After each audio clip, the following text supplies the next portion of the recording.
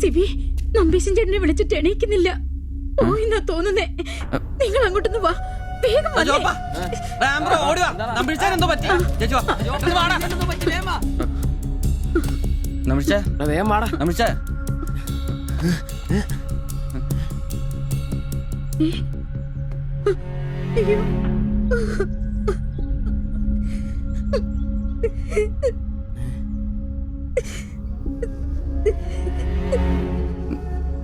ഡോക്ടറെ വിളിച്ചിട്ടുണ്ട്, ഉടനെ വരും.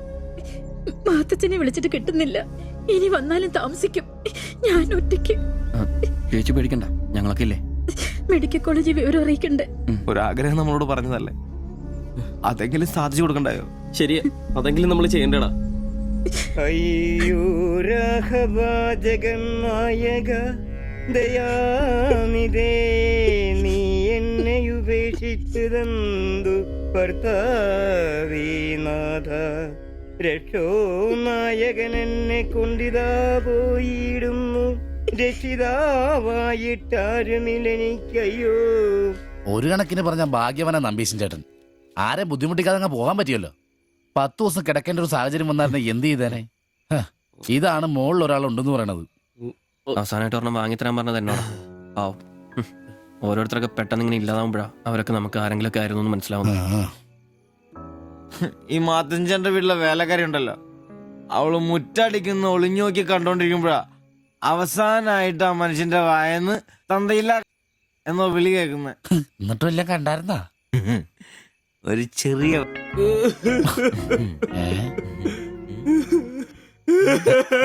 എന്താ കാര്യം? എന്താന്ന് ഇത് കേട്ടാ, ഇതുപോലെ സ്മോൾ ഇരിക്കുന്ന സമയത്ത് വയറിന് സുഖമില്ല, ഒരെണ്ണം ഊറ്റാറുണ്ടോടാന്ന് ചോദിച്ചാ മനുഷ്യന്റെ അടുത്ത് വന്ന് ഞാനതിന കട്ടിലിന്റെ ഇടയിൽ സാരം ഒളിപ്പിച്ചിട്ട് ഇല്ലാതെ ബോത്ത് നോക്കി പറഞ്ഞു.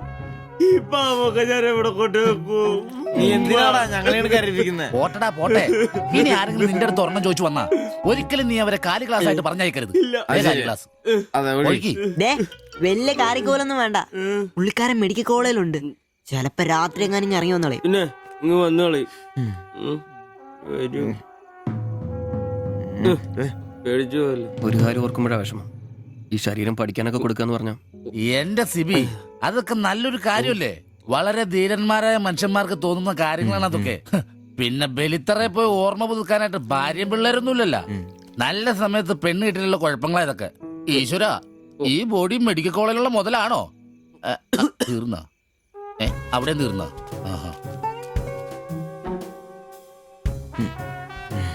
പിന്നൊരു കാര്യം, നീയൊക്കെ വണ്ടി മേടിക്കണം, കിണ്ടി മേടിക്കണം, മുതലാളിയാണോന്നും പറഞ്ഞ് മനക്കണക്കും കൂട്ടി നടന്നു. നിന്റെയൊക്കെ ഗതിയും ഇതൊക്കെ തന്നെയായിരിക്കും. ചിരിക്കണ്ട നിന്റെ. ഈശ്വര ഭഗവാനെ, എന്റെ ഈ ബോഡി മാത്രം കാത്തോണേ.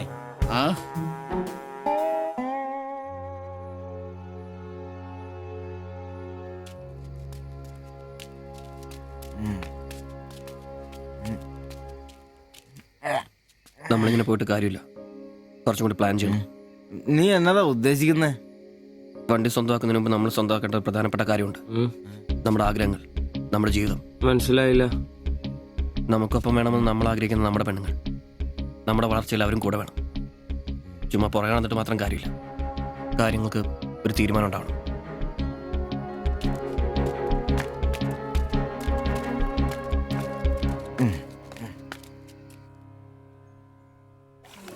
എടാ, ഞാൻ അവളോട് പറയാൻ പോവാ ഇഷ്ടം. ആരോട് ഇഷ്ടാന്ന് പറയാൻ പോണു?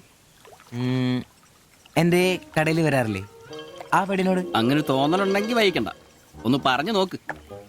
പിന്നെ ഒരു കാര്യം, അവൾ ഇഷ്ടമല്ലെന്നെങ്ങാനും പറഞ്ഞ കരഞ്ഞോണ്ട് പിടിച്ചോണ്ട് ഇങ്ങോട്ട് വന്നേക്കരുത്. കരയാനോ? ഞാനോ? എന്റെ പട്ടി കരയും. ഓ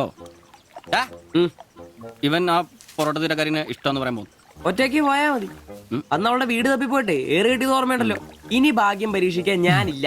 എടാ മറ്റവനെ, ഇപ്പൊ പോകുന്ന കാര്യമല്ല പറയുന്നേ. പിന്നെ ഇനി അവളെ കാണുമ്പോ ഞാൻ പറയും എനിക്ക് തന്നെ ഇഷ്ടമാണ്. മിടുക്കൻ, അത് പറഞ്ഞു കുഴപ്പമില്ല. പക്ഷെ നീ നിന്റെ അവിഞ്ഞ ലുക്ക് ഒന്ന് മാറ്റണം. എടാ അവള് നിന്നെ കയ്യിൽ കൊടുത്തല്ലേ കണ്ടിട്ടുള്ളൂ, അതും പൊടിയും കറയും പിടിച്ചിട്ട്. നിന്റെ യഥാർത്ഥ സൗന്ദര്യം അവള് തിരിച്ചറിയണം. അല്ല അങ്ങനെയൊന്നും ഇല്ലെങ്കിലും ലുക്കിലാണ് കാര്യം. അതുകൊണ്ടല്ലേ ഞാൻ എപ്പോഴും കൂളിംഗ് ഗ്ലാസ് വെച്ച് നടക്കുന്നത്.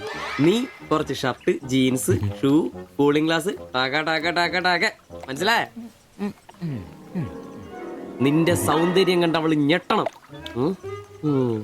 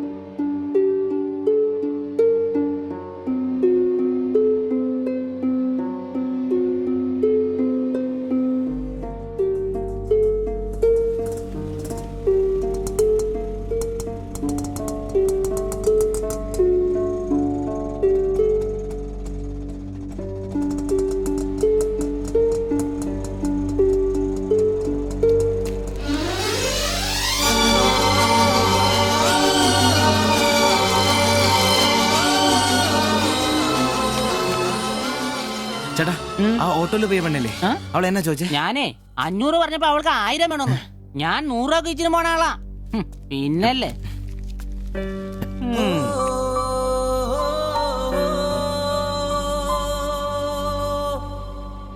ആ വന്നു വന്ന് മോനെ പടാ ചവിട്ടി പൊളിക്കണ്ട വരുവാ. ആ വന്നു വന്നു. ഇത് പൊളിക്കൂ. നല്ല പൂസാണല്ലോ. ശരിക്കും കേട്ടിട്ടുണ്ടല്ലേ? എങ്ങനെ ഇവിടെ എത്തി? കയ്യില് 10ന്റെ കാശ് ഒന്ന് അപ്പ തീർത്തണം. മേടിച്ച് കൂട്ടിയല്ലോ.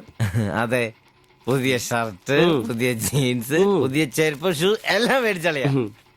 ചെത്ത് പയ്യനാവണ്ടേ? പിന്നെ അതേ കുപ്പി, അതിൽ പകുതി ഞാൻ തീർത്തു, പകുതി നിങ്ങൾക്കുള്ളതാ.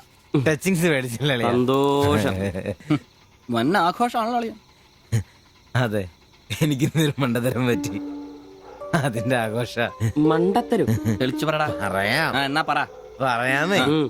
ഞാൻ സ്നേഹിച്ച എന്റെ കാമുകി അവളുടെ മുമ്പിൽ ലുക്ക് വേണ്ടേ? വേണ്ടേ? വേണം. അവളുടെ സ്നേഹം കിട്ടാൻ 3000 രൂപയുടെ സാധനങ്ങൾ, പാന്റ്, ഷർട്ട്, ഷഡ്ഡി എല്ലാം. ഇതെല്ലാം മേടിച്ചു കഴിഞ്ഞപ്പോഴാ അളിയ ഞാൻ അറിയുന്നേ, അവളുടെ കൂടെ ഒരു രാത്രി കിടക്കാൻ വെറും 1000 രൂപ ഉള്ളൂന്നേ. എന്റെ 3000 ഞാനാരായി? ഞാനാരായി? മണ്ടൻ, അരമണ്ടൻ. അതിന്റെ ആഘോഷളിയത്. നീ എന്നെ പറയുന്നേ സത്യമാണോ? തെളിയാ,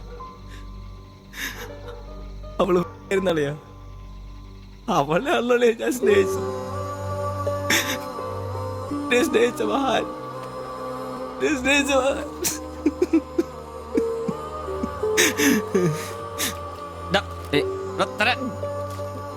നീ പറയുന്ന ഉള്ളതാണ്. പിന്നല്ലാതെ 1000 രൂപ പറഞ്ഞവരുടെ കൂടെ അവള് ഓട്ടോ കയറുമ്പോ ഞാൻ എന്നെ കണ്ടോണ്ട് കണ്ടതാണ്. പോട്ടടാ, ഇതിലിപ്പോ ഇത്ര ഫീൽ ചെയ്യാനുള്ള കാര്യമൊന്നുമില്ല. ഇയാള് തമ്മിൽ പ്രേമൊന്നും ഇല്ലായിരുന്നല്ലോ. വല്ലപ്പോഴും ഒന്ന് ചിരിച്ചു കാണിക്കും, നമ്മളൊന്ന് മുട്ടു നോക്കി, അത്രേ ഉള്ളൂ. ജോപ്പാ ദാ, ദാ. ജോപ്പാ പിടിച്ചു കിടത്തറ. എടാ, പിടിച്ചോ പിടിച്ചോ ചെരുപ്പ് ചെരുപ്പ് ആകെ നാശകോടാലിയാക്കി. ഇതിനാണ് പിള്ളേർ ചെറുപ്പം തൊട്ടേ ലൈൻ അടിച്ചും പൊട്ടിച്ചും വളരണമെന്ന് പറയുന്നത്. അല്ലെങ്കിൽ ഒരെണ്ണം പൊട്ടുമ്പോഴേക്കും വെള്ളവടിയായി, ആത്മഹത്യയായി. അല്ല ഇനി എന്ത് ചെയ്യും? എന്ത് കുറെ ദിവസം ഇങ്ങനെ പോവും, പറയുമ്പോ തന്നെ ലെവലായിക്കോളൂ.